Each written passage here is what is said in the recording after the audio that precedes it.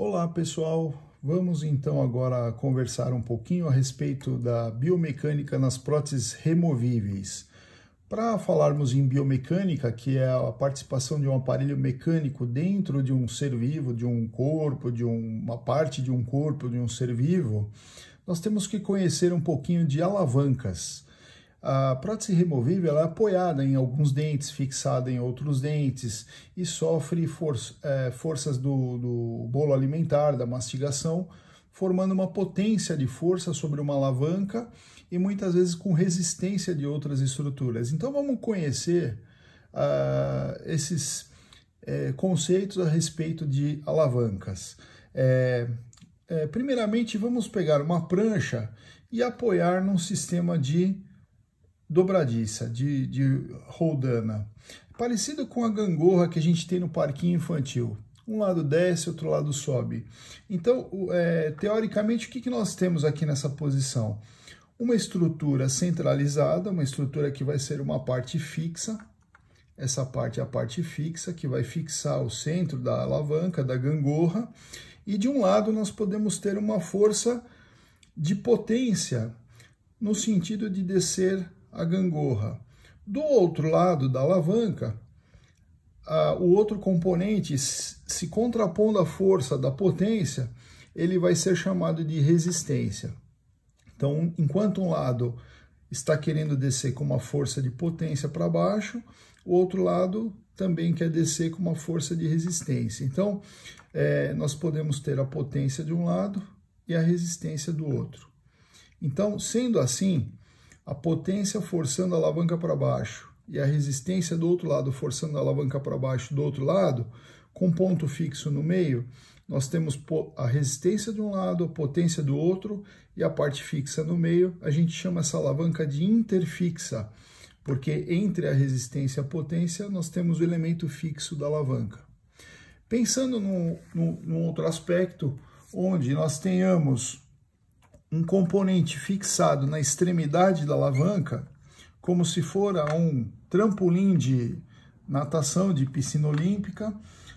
Vamos supor aqui, pessoal, fixando um lado da alavanca, aqui a trava de segurança para fixação. Nós temos ainda uma viga, uma alavanca comprida, que pode ter a força do mergulhador de cima para baixo. Se o mergulhador pular aqui nesse sentido, ele faz uma força de potência para baixo, alavancando essa viga para baixo.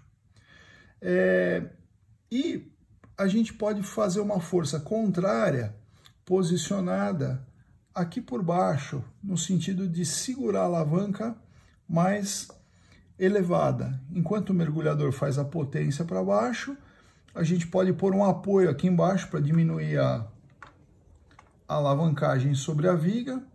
Então, esse apoio que a gente coloca aqui embaixo vai se tornar resistência para que a viga não desça. Olha como é difícil ela descer agora. O mergulhador tenta descer com a força de potência do corpo dele, ou como se fosse o bolo alimentar, e alguma estrutura provocando um apoio, uma resistência, para que essa viga não desça. Então, a gente tem a potência forçando para baixo, o bolo alimentar, algum dente apoiando a prótese para cima aqui nesse segmento, formando uma resistência, e mais lá para frente na boca, a prótese pode estar fixada em algum outro dente. Então, se ela está fixada na parte anterior, com uma resistência na parte intermediária e a potência forçando para baixo na parte posterior, nós temos uma alavanca interresistente. Então, entre a parte fixa e a parte potência, nós temos a resistência. A gente chama essa alavanca de interresistente. E o mesmo pode acontecer de uma maneira diferente. Um apoio mais para trás, que serve de resistência para a alavanca não descer, para o trampolim não descer, e o bolo alimentar mordendo aqui no meio, como se tivesse um apoio num dente anterior, um apoio num dente posterior e um espaço intercalar, que vai sofrer a força do bolo alimentar. Então, a força para a alavanca descer, a resistência para a alavanca não descer, para ela ficar parada no lugar, e o elemento fixo aqui anterior.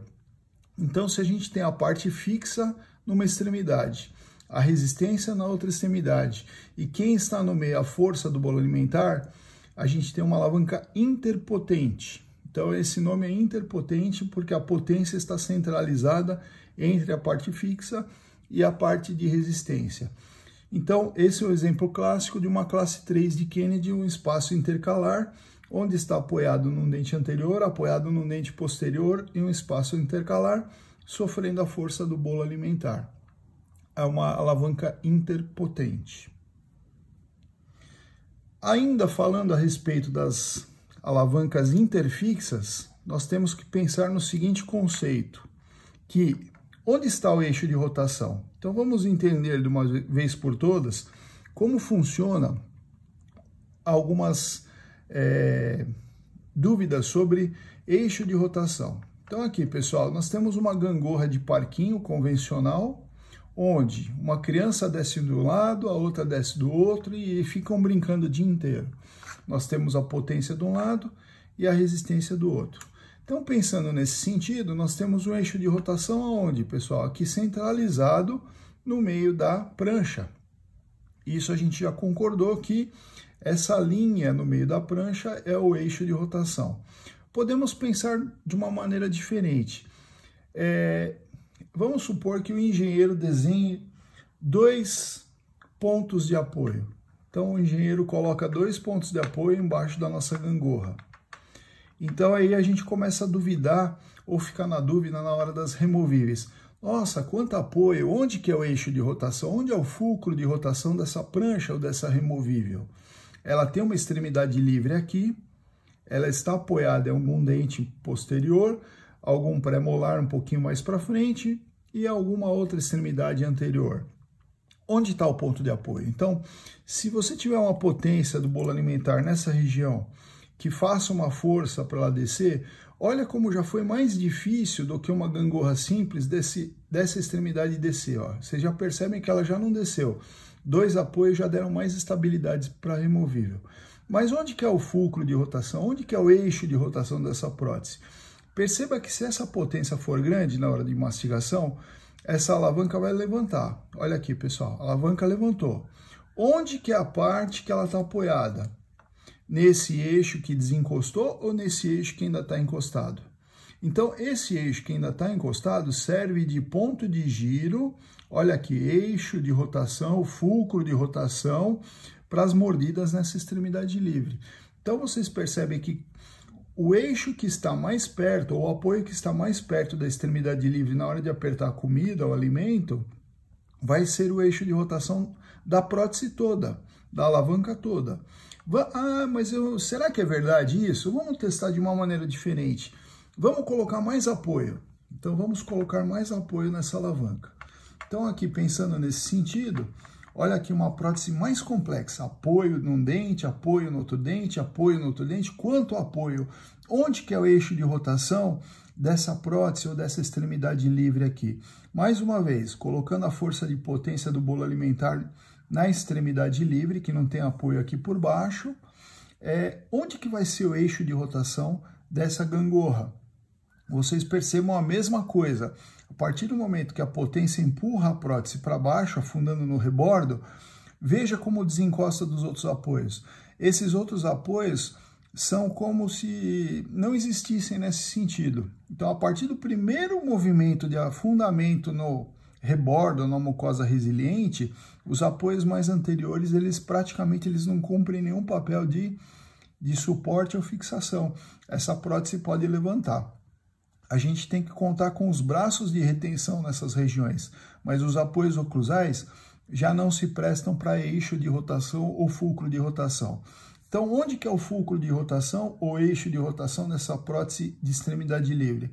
A partir do momento que ela sofre uma força de potência, ela desencosta dos outros eixos, então a gente percebe que o apoio mais distal, mais próximo da potência, é o real eixo de rotação.